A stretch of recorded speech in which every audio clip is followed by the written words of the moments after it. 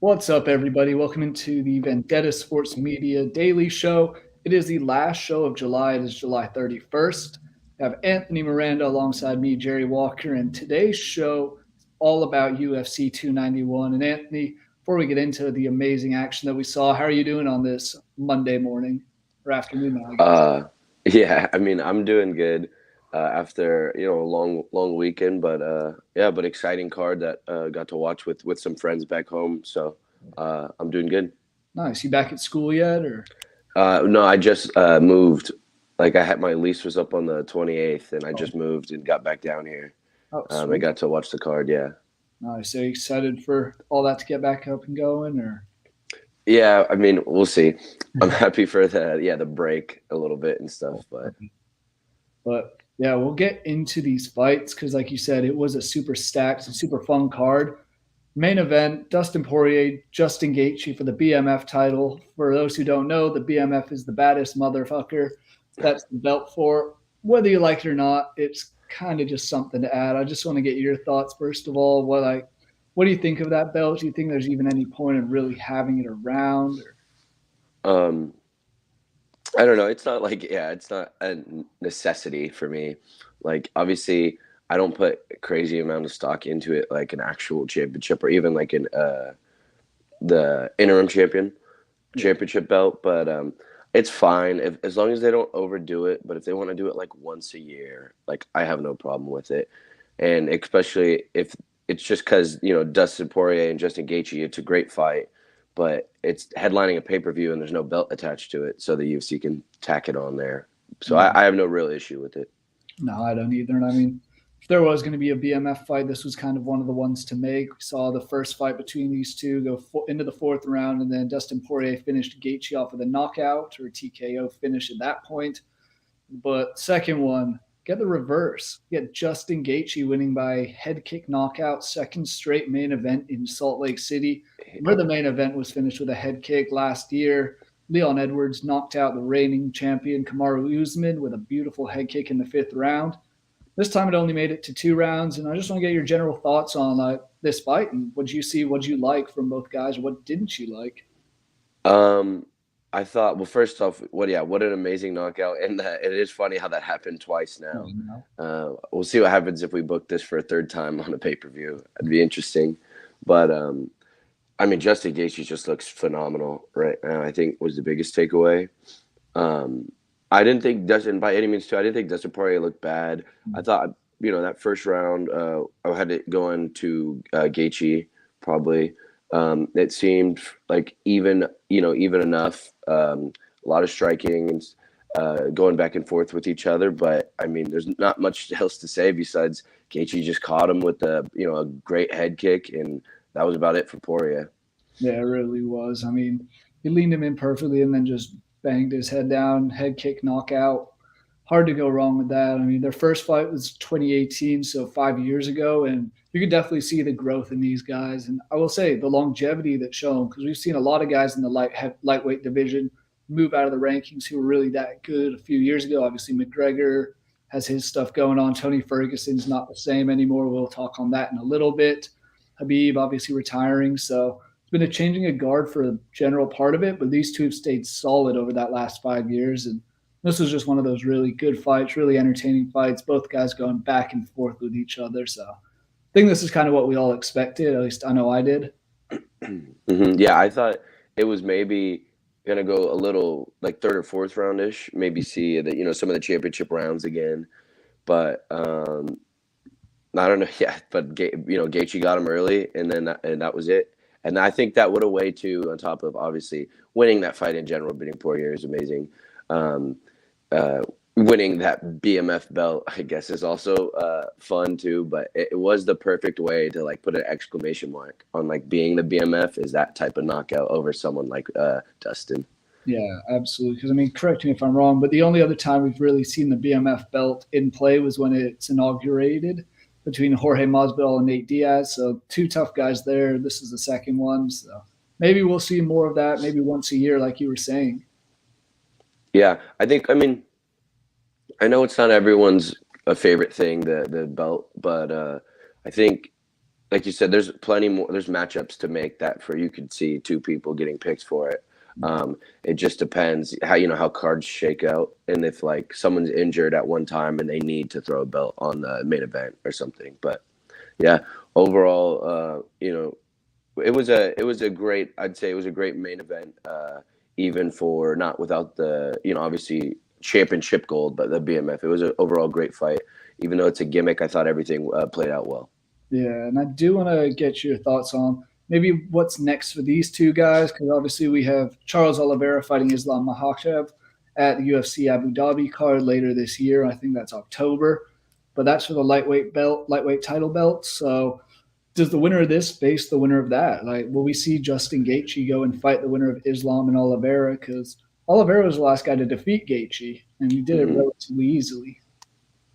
Yeah, I think it should be. For Gaethje, at least, I think that win and the little streak he's on right now is good enough to where he can just sit back and wait for the next title shot, depending on whoever wins too, because he hasn't fought Islam yet. Yeah. I'm pretty sure, and then he can get his rematch with Oliveira if Oliveira wins it. So I think he's in a perfect position. He's put all the work in to just sit back and get his title shot next when he deserves it, or whenever it's open. Yeah, I agree with you. But as far as Poirier goes, because that's a Uh-huh. little more interesting. Yeah, that's what I'd have to look. I mean, Poirier can do whatever he wants. He's Yeah. kind of, a veteran, highly skilled. So it's up to him if how fast he wants to take a fight or who he wants to fight. I was gonna check the rankings real quick.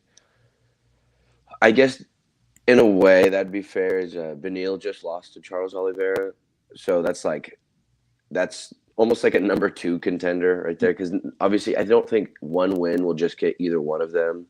A title shot next, especially with Gaethje lined up. So, but maybe a fight between them because I don't know if they've fought yet.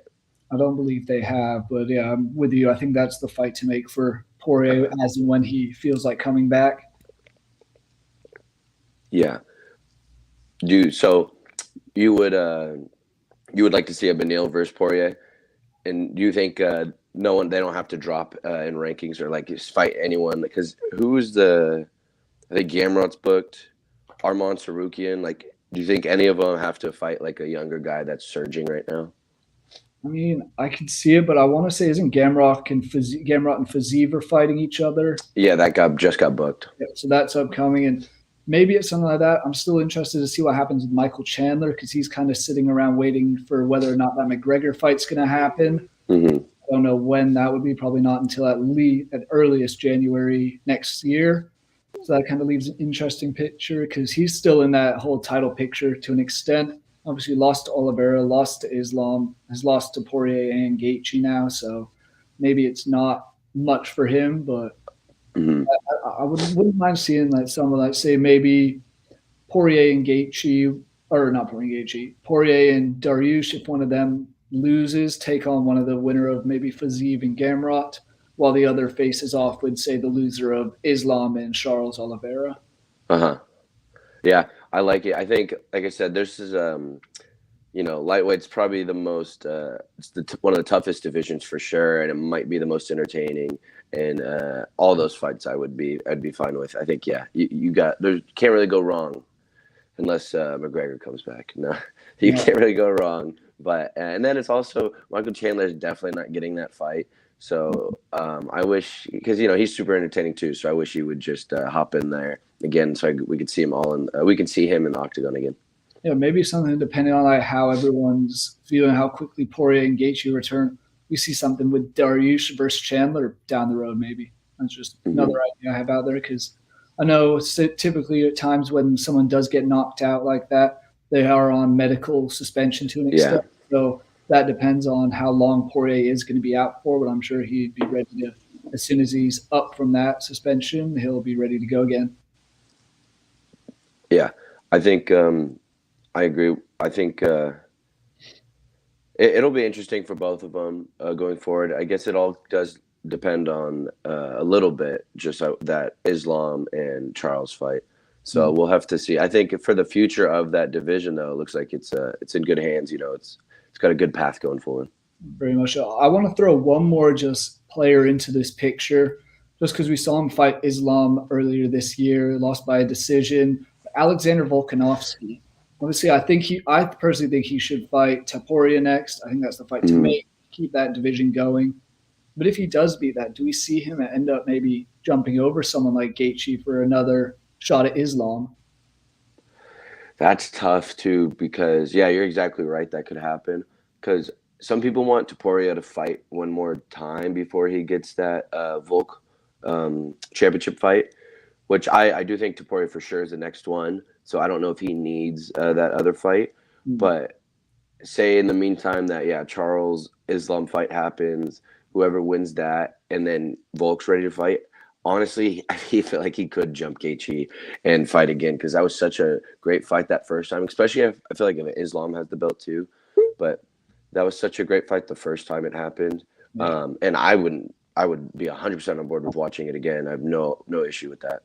No, I think that would be a fun fight, but I do think Volk kind of needs to keep the featherweight division moving a little bit because that's the issue when you go up or down a division as the champion. It slows the whole progress down. And like we saw, we had the interim title with Josh Emmett and Yair Rodriguez. Clearly, Rodriguez ended up winning that, losing to Volk.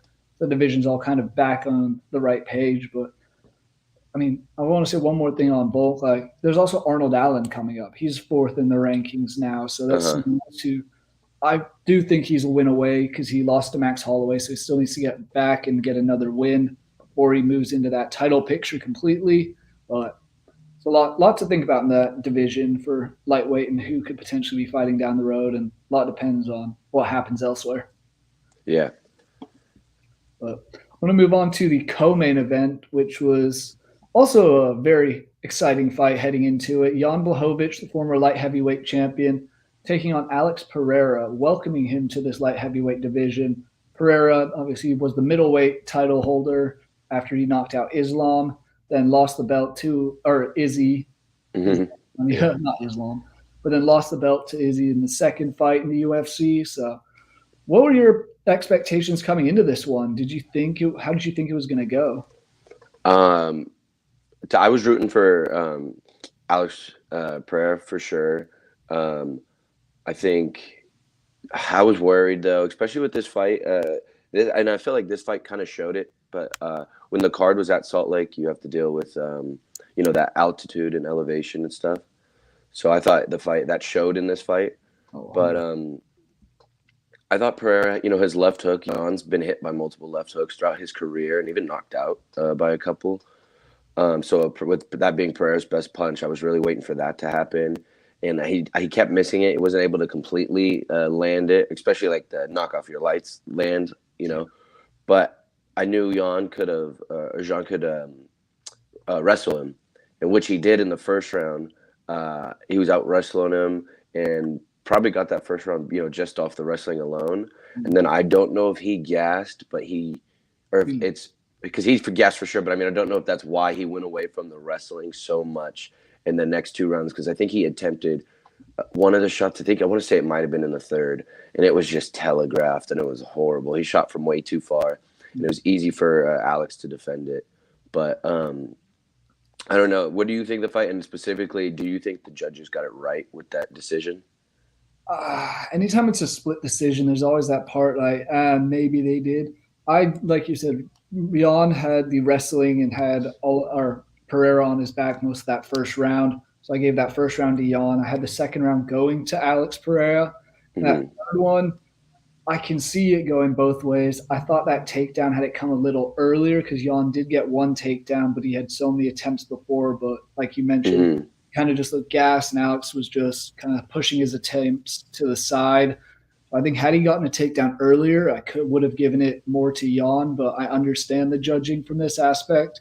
I don't think it was one of the robberies. We've seen a couple this year already. Uh-huh. So I think the judges really either way it would have been right.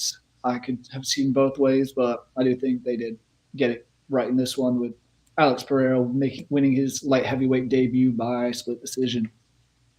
Yeah, I thought it was close. I definitely thought it could have went the other way too, Mm. but I was happy with it. I thought he, did more damage, and I think that's what fights should be scored on instead of takedowns and kind of control time necessarily. Because Jan did have when he did get the takedown, I don't know if he landed like more than four punches in that when he had that takedown locked. So I was obviously I would have been fine with either way, but I agree. I liked it for Alex, and what a big win too, like you just said for a debut. Absolutely. Jan was ranked what? Jan was ranked number 3 in the light heavyweight division. 3. He's it's funny. Alex Perez just speed running belts right now. Like he only took him like 3 fights to get that first title shot. Now he might only need 2 for the next one at an entirely different weight class. So that's funny. I will say though, he did look good at 205 because I mean, middleweight, the division he came up from was 185 pounds, making a 220-pound jump. Sometimes we can see people struggle with that. You know, when Izzy made the move up to fight Jan for his double belt, double champ try, he stayed some weight, but Yeah, Alex looked like a monster in there. He looked much, much bigger than Jan did. I agree, and it's weird because you usually look at Jan as being like kind of the towering over people, and that is interesting too. Like you said, that weight cut is actually one of the harder ones, or not weight cut, but that weight jump. Yeah. That would change is one of the harder ones to do because of the gap being so big. And yeah, I thought he looked good. I will say he, I don't know, I don't know if he landed clean enough to. Obviously, he should have more power now, technically, because the weight. But see if the speed's still there. And I thought it was. I thought he was still that he had a couple check hooks in there that were very quick. I just think, shoot, I was gonna say, oh yeah, and then I guess we just gotta worry about the gas tank now. With all that extra weight on, and can he keep it up for three rounds? But I thought he had less volume in the third than I would have liked for a fight that was that close. And I would want to see his next fight because I do think some of that was due to the elevation, him probably being more tired than he would normally be. Yeah, absolutely. I mean, that brings me, I guess I have 2 more questions for you regarding this fight. As we've seen, Alex Pereira has been training with Glover Teixeira. Glover was the guy who took the belt from Jan and did it by submission. Do you think Mhm. that helped Alex a ton with him being in his corner and having fought Jan firsthand and knowing that he was going to potentially go for a lot of those takedowns and stop that? Yeah, I definitely think it did help. I think that's a big like insider knowledge a little bit. Sometimes you get lucky of how who your coaches and teammates are, because I'm sure he definitely gave them reads. I think he probably could have, and I'm sure just having Glover in his corner in general is. I'm sure Pereira's trying to work on that wrestling and jujitsu every day, or in camp and such, because he's got the striking down to a T, obviously, but it's those other parts of the game. People want to see if he's well rounded, if he could be a well rounded fighter and therefore be one of. That's a really tough dude to beat right there if Pereira rounds out his game. So I think he did with Glover in his corner did have a kind of a step up a little bit in a way of from either looking at the striking on the feet or just the wrestling. Someone's been in there with him in that octagon, and even obviously capitalized on being in that octagon with him with a submission of his own. Because I think Pereira had one attempt, and then the first it might have been or first or second, but luckily we didn't see the fight go to the ground too often as like it did in the first. So he was just able to rest on what he does best, and that is the striking. And I will say that submission attempt, if it's the one I'm thinking of, it was a standing guillotine in Hmm. that first round. So that would have been a very, very impressive way to pull off a victory had it been for Alex Pereira if he had gotten that. That would have been a huge statement made in this division. Yes, exactly. And that'd be a scary sight because if like, oh, he's just a striker, he has a lot of work to do in these departments. And he gets and he gets that jujitsu down and gets that standing guillotine. That would have been intimidating for everyone. It really would have been. But now looking ahead at what's next, obviously the champion in this division was Jamal Hill. He has now vacated the belt due to injury, and it looks like it's going to end up being Yuri Prochova against Alex Pereira. Do you think that's the fight to make for the belt? Because I don't know if you saw it. The number 2 contender, Magomed Ankalaev, was booked today for a fight against Johnny Walker at UFC 294 in Abu Dhabi. Are you serious? I did not see that. Yeah, What a weird fight. that is, I, it's just random, it I seems. guess Johnny Walker's been winning. I don't know. It's just tough. Like I kind of wrote Johnny Walker off because when he was a prospect, and one of my favorite fighters was actually Corey Anderson, Oh, and then derailed the hype train. and then he just took like some bad losses after that. But to be fair, I mean, he has worked his way back up and padded out that resume a little bit more. I mean, that But memorable one was that knockout by Jamal Hill of Johnny Walker, where he just uh-huh, completely flat on his back and just was brutal. So I think yeah, up against the cage too. earned his way back, but it still seems like a weird fight. It throws a wrench into kind of everything. Exactly. It's just weird. I don't think Magomed needs to do that fight at all, like to come down like to that.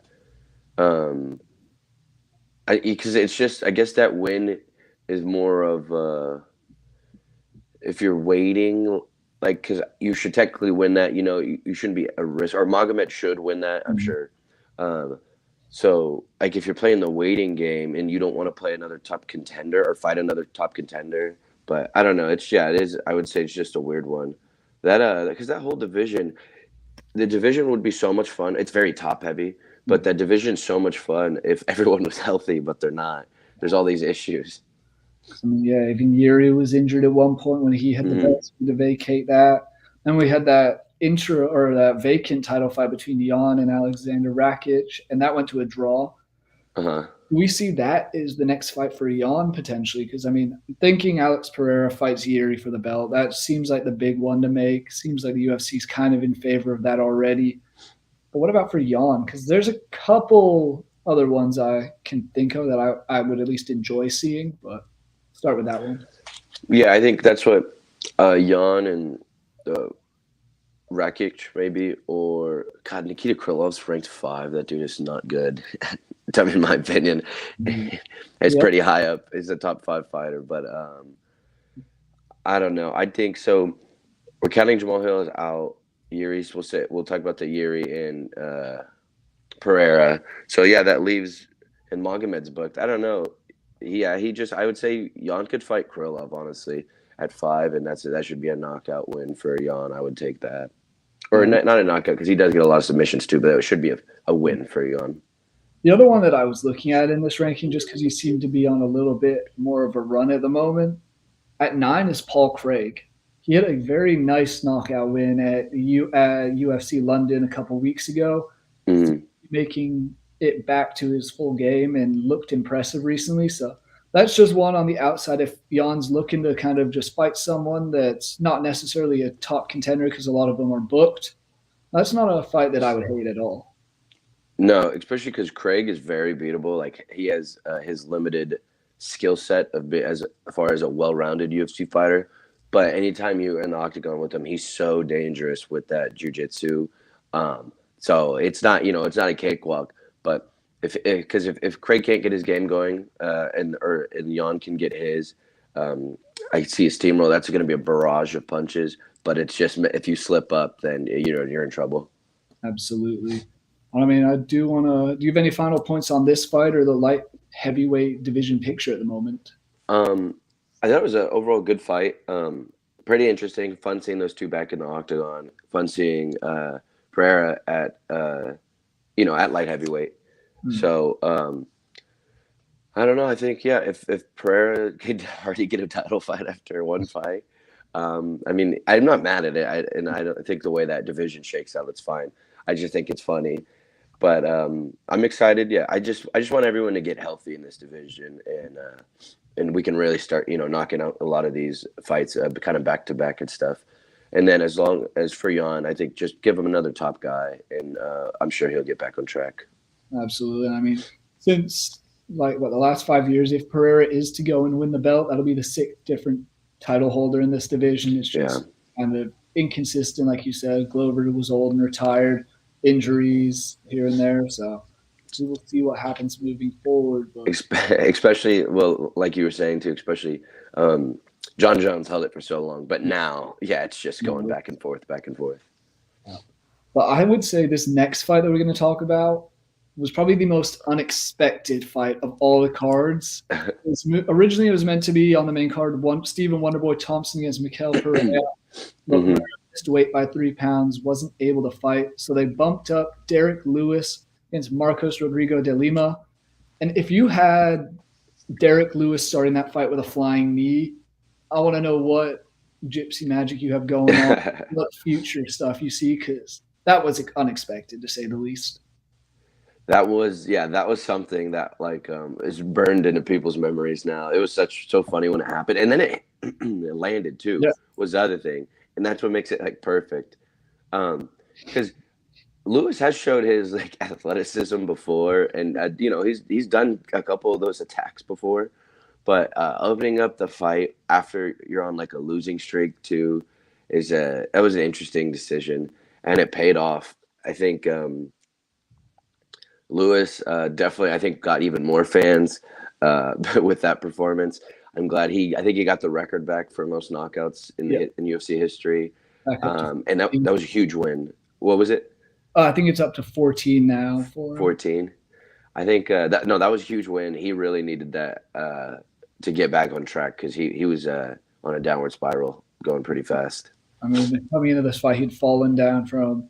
We saw him in the title fights against people, and now he was ranked 11th in the heavyweight division. Uh, There's so many young guys coming up in it. The Aspinall, Tai Tuivasa to a lesser extent, Jelton Almeida, some very interesting and exciting guys in that division. So this was a big win for him. Did it perfectly, perfect execution in 33 seconds. He finished him. So I mean, we can't talk about Derek Lewis without his chaos after the fight. Is yeah. ripping off his shorts. I don't know if he threw him into the crowd at all, or because I know he ended up back with him, but for some reason I thought the commentator said he threw him to Joe Rogan. He must have just brought him back. But what a character he is. Yeah, he was throwing he was throwing multiple things in the crowd too, but yeah, like you said, so perfect knockout on being entertaining and getting the knockout, and then he does what he does best and takes his shorts off, has some fun on the mic, gets a bunch of quotables that people will see on social media and stuff, especially the way he ended it. I think I don't remember the exact quote, but something about him going home and him and his wife are basically gonna have a good night. But that was a wild thing to hear. I didn't expect to hear that after a UFC fight. But yeah, overall he's just entertaining. So especially in the heavyweight division, although he might not be the most technical fighter, if he can stay relevant in the division and keep getting big wins like that, he's someone that I will always like to tune in to watch. So and that brings me to my next question. That was the last fight of his contract, his current contract. So now technically he's a free agent. Do you expect him to re-sign with the UFC, or do you expect him to go elsewhere? Because there's one guy in a different promotion that I see as just a big, huge fight to make for the PFL, and that's they're trying to find an opponent for Francis Ngannou's debut. Mm-hmm. Well, why not run it back with Derek Lewis? So that's just one thought, or he stays in the UFC. I think I don't know. I feel like depending on the size of that check or that contract and that money, I could see Lewis taking it. But after that win, I think it would be tough to leave the UFC. I mean, that's a great way. You got the record back, so you would be leaving on a high note.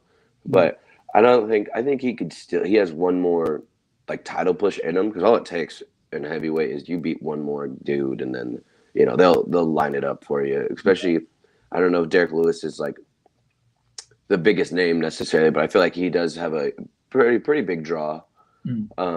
So I think if he had a couple more fights in him, I think he definitely should or could stay in the UFC. And I think he works well in the UFC and in the heavyweight. He's got a name to him. He should get respectable matchmaking. I mean, getting this after a couple losses, I know that Marcos was ranked already, but this was his first fight. Was this his first fight at heavyweight? I want to say it might have been, but Which was weird to see him ranked already. But he's fought at heavyweight a couple times before. oh, okay. This was he moved back to the heavyweight division in 2018, and it's kind of gone back and forth, winning and losing. His last two fights were wins, beating the ageless Andre Arlovsky and then beating a young prospect in Waldo Cortez Acosta. So I remember that fight. I did watch that one.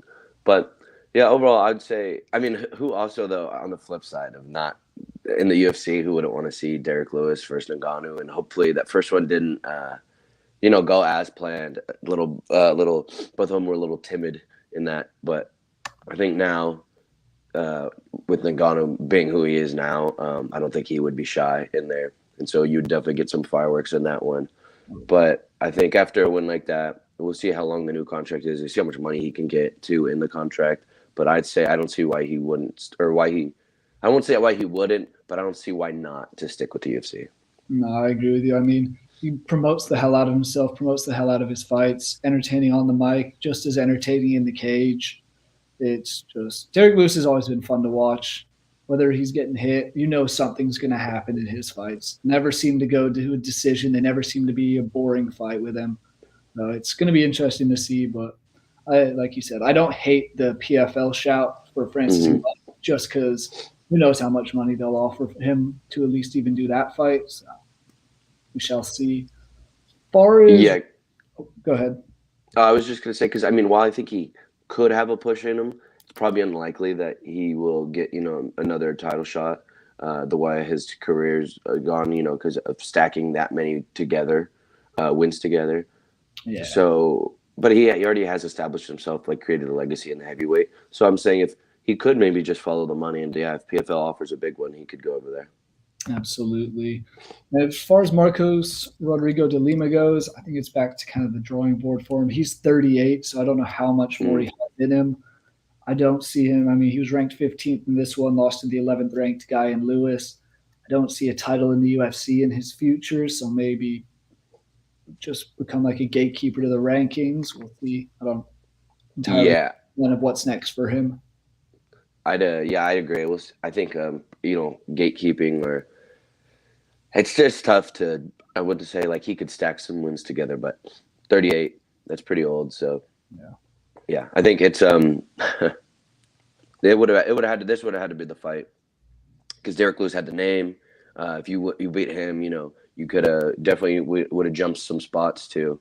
But I I don't know. It's not like he's my favorite fighter or anything, but I wouldn't mind seeing him in there again and seeing what he can do. But it is scary to get knocked out like that and already be 38. Yeah, I mean, and it was just so quick. It looked like he didn't even know a hit him when Lewis came flying in with that knee, and it was just wild to see. But Exactly. Yeah. we'll move on to another old guy that sadly I think his time might have come. Tony Ferguson taking on Bobby Green. Obviously, Tony Ferguson was one of the legends of the sports, won 12 straight in the lightweight division. Now he's lost quite a few in a row. Submitted Yeah. by Bobby Green with 6 seconds left in the third round. I'll say, first couple rounds, he looked decent. He looked like a shadow of his old self, but Mm. too special. Bobby Green's just a tough, tough dude.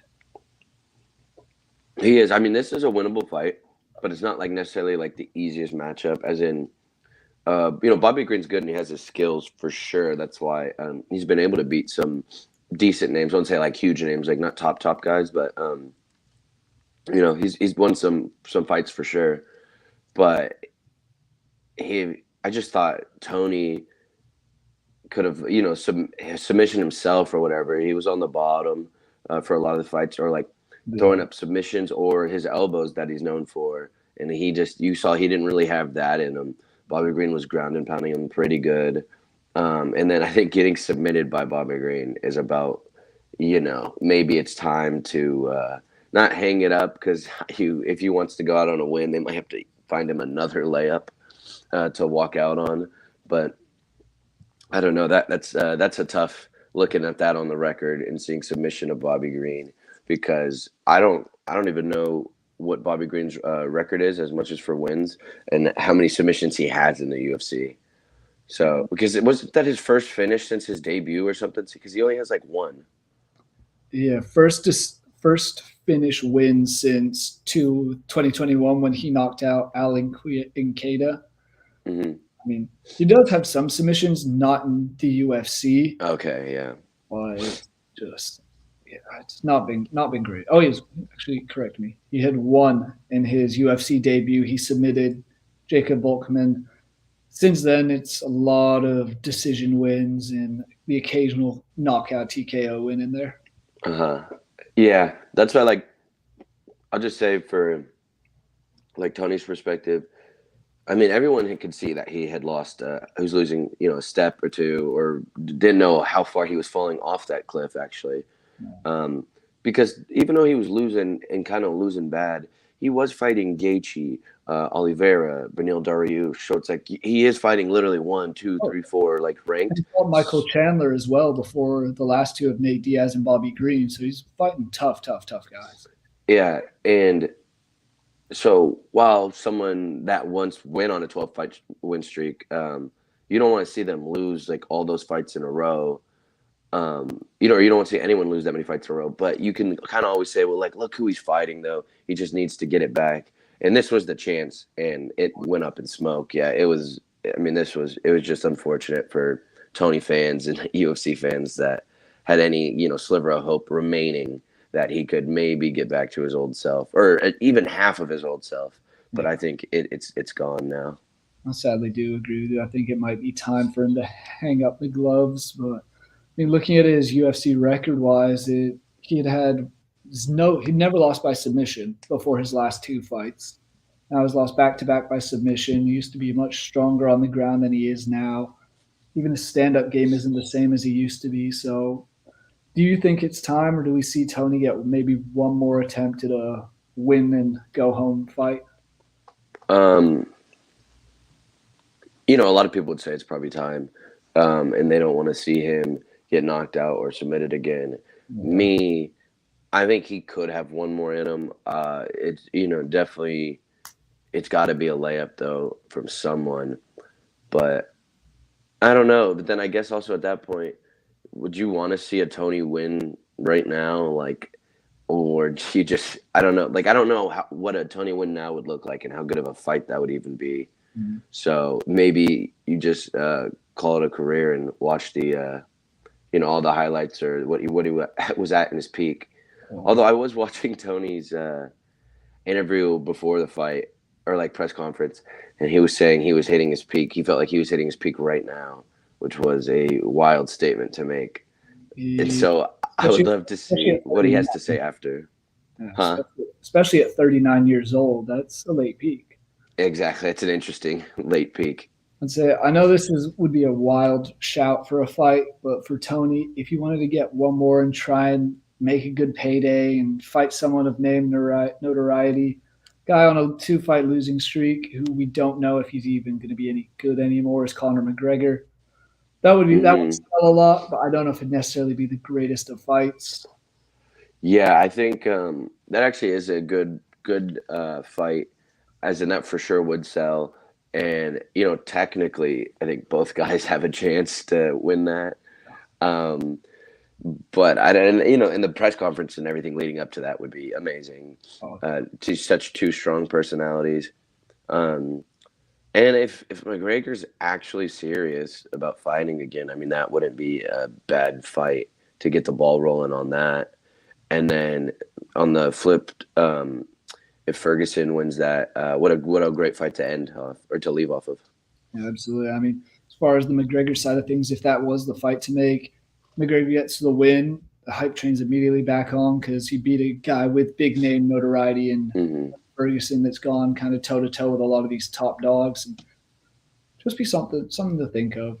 Yeah, But as far as Bobby Green goes, what do you expect next for him? Because honestly, we saw him fight Islam Makhachev on something like a week's notice hmm earlier. Obviously, TKO'd in the first round, then lost a second fight in a row by knockout to Drew Dober before having a no contest against Jared Gordon and now beating Tony Ferguson.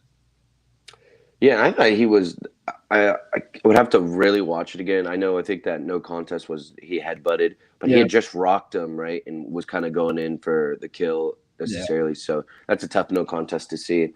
Um, I like Bobby Green as a fighter. Like I said, he has his issues as far as like being well rounded, but he has such an interesting style when it comes to striking and the little unorthodox striking that he does, and he is a gamer too when he's in there, and he's ready to throw down.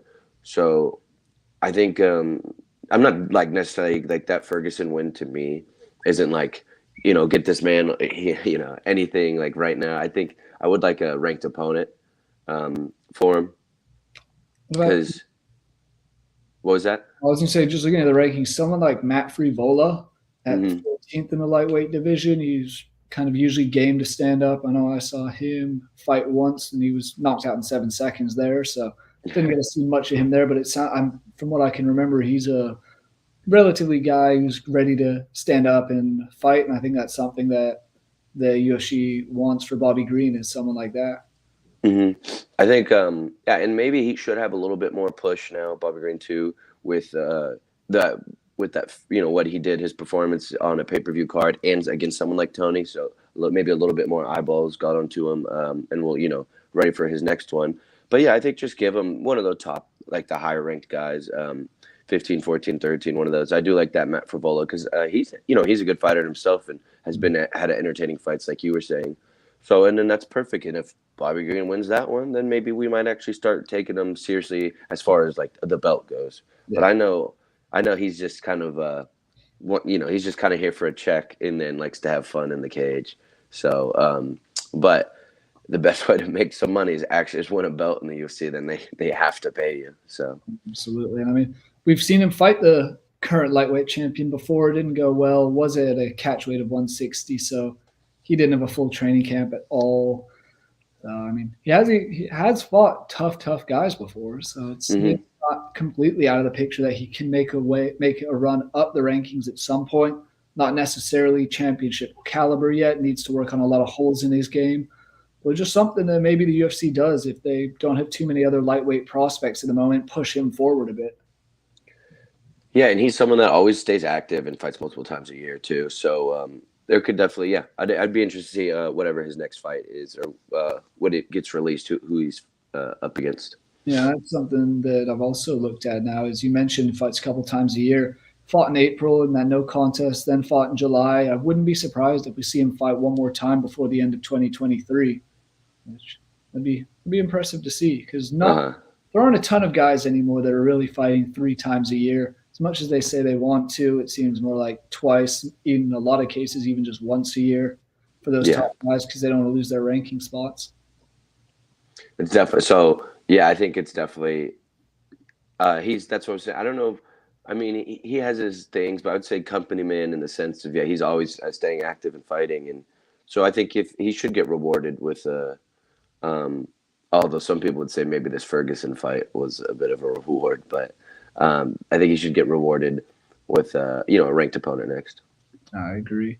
But moving on to the opening fight of the main card, last fight we will be talking about in extreme detail at the moment on this main card, Michael Chiesa versus Kevin Holland. And Kevin Holland gets the Darce choke submission, one of Michael Chiesa's kryptonites, it seemed, in the past. And Holland should be in the rankings now after this one. Yeah, for sure. That's let me check his because his last fight was at Ponzinibbio. I believe so. Yeah, I mean that's 2 good wins against older guys, for sure. Not what they once were, for sure, for both of them. But 2 good wins, nonetheless. And I thought he looked good. Obviously, still that range is still a problem for a lot of people. He grappled a little bit better or got out of the clinch and stuff. I think he was put up against the cage, but yeah, he did his thing. I think I wouldn't mind seeing him take a step against a ranked opponent and him having a ranking next to his name. I thought he did well in his last division. He just ran into too many wrestlers. He ran into too many wrestlers, but it showed you that and now he's a little bit bigger for the weight class now at welter, so that wrestling might not be so much a problem like it was in middleweight, which would be interesting to see also going forward because everyone knows he's ready to throw hands, and that range is not a problem, or the range is always seems to be his length seems to be on his side in most of the fights compared to fighting people with shorter reach. Absolutely. I mean, since he returned to welterweight from that middleweight, he has 2 losses. One of them was to Khamzat Chimaev at a catch weight in that chaotic UFC 279 that saw the main card get switched around due to altercations backstage. And he lost to the next fight by a TKO because a corner stopped him fighting Wonderboy Thompson. So the only 2 losses he has since he's returned have been against very good guys and guys that have championship aspirations. So not bad losses by any means, and now this was his probably his biggest win of his career thus far, and will propel him up to the rankings. But looking at the other side of things, Michael Chiesa, I know Holland Ert said he should be retiring. He's now 35. I think he was looking for one more run at the belt, and now that that's gone, I would not be surprised if we see him retire relatively soon. Yeah, I agree. I don't. I'm trying to think right now. I think Kies has been on the desk too before. Like, Yes, right? Isn't he a bit of like not announcer, but he is one of analyst? the analyst vibes. He, yeah, I think that it's. I mean, once again, not to do that whole conversation again. I do think he is talented enough to. He can get a win. Just depends on the opponent. Kevin Holland's a tough matchup, but yeah, I think if he can hang it up, he had a good, solid career. Was in a couple big fights, but he does have some talent as an analyst, so he can always easily translate into that. Absolutely. I mean, he's lost three straight now: Vicente Luque, Sean Brady, and now Kevin Holland. It's not looking that promising. And even looking at the rankings in that welterweight division, the prospects coming in are just tougher and tougher. I mean, the three guys below him coming into this weekend were Jack Della Maddalena, who I really, really enjoy watching, Ian Hmm. Gary, and Michelle Pereira. So three guys that are tough dudes. Which maybe that changing of the guard time for him. Yeah, I think that's exactly right. Oh no, we've lost Anthony. He'll be back in a second. But yeah, it's welterweight division just gets tougher and tougher and tougher. These prospects coming in are so much fun. Pretty sure we have Ian Gary, or there we go. He's back. Oh, is he back? Oh, no. Well, we'll see what happens with Anthony. He could be returning shortly, but let's see. Yeah, There we go. my He's bad. back. But well, I am running out of battery too. But luckily we were finally on the last fight, so it wasn't not the biggest issue. But I forgot what I was saying. But Talking about the prospects, all that coming up in the welterweight division. oh yeah, I don't Gee, know. Overall, I think it is tough. Like you said, it is definitely the changing of the guard. All those people under him. That's what I was gonna say. He's fought kind of has those last three fights that you said have been losses. Like Luke is a dog. Sean Brady is a good fighter, but it's to the point where even when people are just breaking in, like around that 15 range, he just can't beat them. yeah, So at that point, he's always been such a good fighter of having a number next to his name, but I think now it's about time. He's too old to keep up with those ranked fighters, so might as well. And I would say, why not move on to if you're so still like well spoken and articulate on the desk, because he is I think a good analyst. So and I think he's fun. So just make the move over. I know, and then everyone always says like we're talking maybe with Tony, it's hard. People fight way too long. They stay in way too long. And if he gets out right now, I think it would still be a great time. Like he's not overstaying.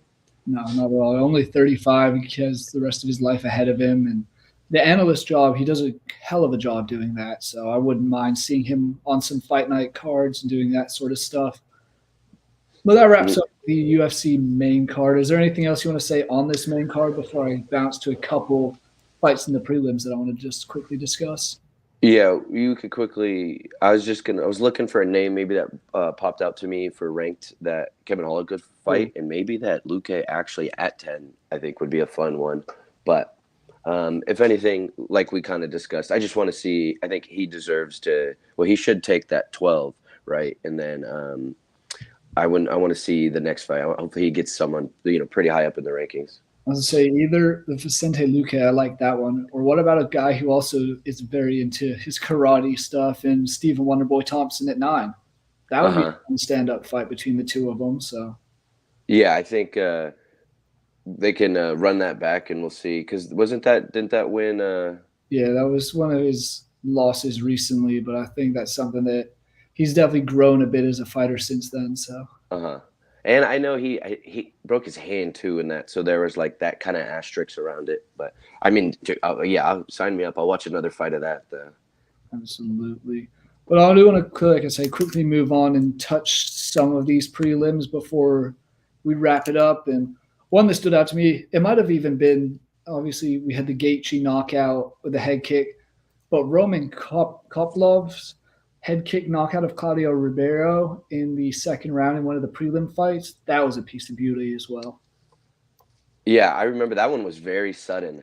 I was like not expecting. I can't remember who I thought was winning up to that point, but I remember all of a sudden it's over, lights out. So like you said, that was yeah, picture perfect, maybe best knockout of the night until Gaethje does his thing in the main event. So Exactly. But I mean, rest of the card, it was all very exciting. A lot of finishes. 5 of the 6 prelim fights were submissions or knockouts. Only decision was CJ Vergara beating Vinicius Salvador by unanimous decision. Otherwise, we had Gabriel Bonfim submitting Trevin Giles in the first round, Jake Matthews submitting Darius Flowers in the second round. What the one fight that was like had its moments, but overall to me wasn't great was Matthew Smeltsberger and Uros Medic. It just seemed like a little chaotic of a fight. yeah, um, it was like I think that's a great one. It was entertaining at points, for sure, but I thought what is he? I know his nickname is the Jedi, the Selmsberger, but it was interesting at points. I didn't expect Medic to get the KO in the way he did, but I think overall, uh, but that fight finishes with another finish, and that was interesting. Overall for the whole card, not a lot of decision, quick card too. Got like it felt like it was speeding through. That's what happens, I guess, when you got Derek Lewis knocking people out in 33 seconds, and like the main event's a 2-rounder. 2 rounds, and then because there was only one 5-round fight, but overall, I thought it was a great card. It delivered, just about, or I wouldn't say great card, but overall it was a good card, which is, I'll take that as a UFC fan nowadays. And I will say, I think maybe in the prelims, it showed with that being in Utah, and maybe in the co-main it showed with being in Salt Lake and the elevation. But overall, because I'm a kind of against fighting there, but didn't seem to be, it didn't really affect the card. No, I really didn't. And I mean, only thing that I could think of that would have made this card better is, especially the prelims, was Derek Lewis and Marcos Rodrigo de Lima. That was meant to be on the prelim card before before Wonderboy Thompson and Mikael Pereira, and their fight was called off. So that would have just thrown another entertaining fight into there, and that would have made this card a little bit better. So still missing out on it's obviously a pay per view card. Didn't have a true title at the availability. So little things, but overall very very entertaining and a lot of fun fights to watch. Yeah, exactly. That is right, because Stephen Thompson on the card would have made it a lot better too. So exactly for that, with that happening and it being for the BMF title. Overall, just a good card, and that was the second one of the month, right? Second pay per view of the month. So pretty solid July. Yeah, and I mean, action gets right into it again next weekend. UFC Nashville. I'm excited. I'm going to be there. Watch Corey Really? Hagan and Rob Font fight. Snow Arena is about a 10-minute walk from my apartment, so can't wait for that. But UFC is just keep going. So yeah, that's actually a good little card too. Jessica Andrade is the co-main. Jacoby versus the Kennedy should be a good fight. I think Gavin Tucker a little bit, and then Tanner Boser isn't the worst for one of the bigger guys. I didn't mind seeing that on the main card, and Kyler Phillips to start to end the prelims too. So that should be some fun. Very entertaining fights on there. We'll probably be talking about that later in the week. Obviously, James, one of our colleagues, will be writing up the preview, so stay tuned for that. Anthony, it's been a pleasure. Are there any final thoughts on this UFC 291 you want to quickly get out there before we wrap this up? No, well, one, I was going to say, I think you definitely got to be on that UFC podcast, recapping those fights. Got to get some, firsthand experience and little details. Mm-hmm. But I think kind of like we said earlier, just wrapping up, overall, I'll take it. Good card. Had some fun with it. A lot of finishes. Couple interesting moments and stuff. That's what you always want to see. You need the perfect mix, like Derek Lewis taking the shorts off, flying knee. I thought I had a good mix of things. Incredible knockout to cap off the night. And And overall, yeah, we got this is our second one of July. I think it delivered. And I guess we should say we have a new BMF now. We can say we have a new BMF. We do indeed. Justin Gaethje, the newest BMF. Thank you guys for watching. As always, Anthony, a pleasure as always to talk to UFC with you. Love doing this. One sport we both really enjoy. But make sure you click that subscribe button below for whether you're on YouTube or on our Twitch channel. Make sure you do that. Follow along for the rest of the daily shows that come out every Monday through Friday. We will see you guys tomorrow, and stay tuned for tomorrow for a special daily show where we will be live and covering the MLB trade deadline. Deadline is tomorrow, so keep an eye out for that, and have a good rest of your day today.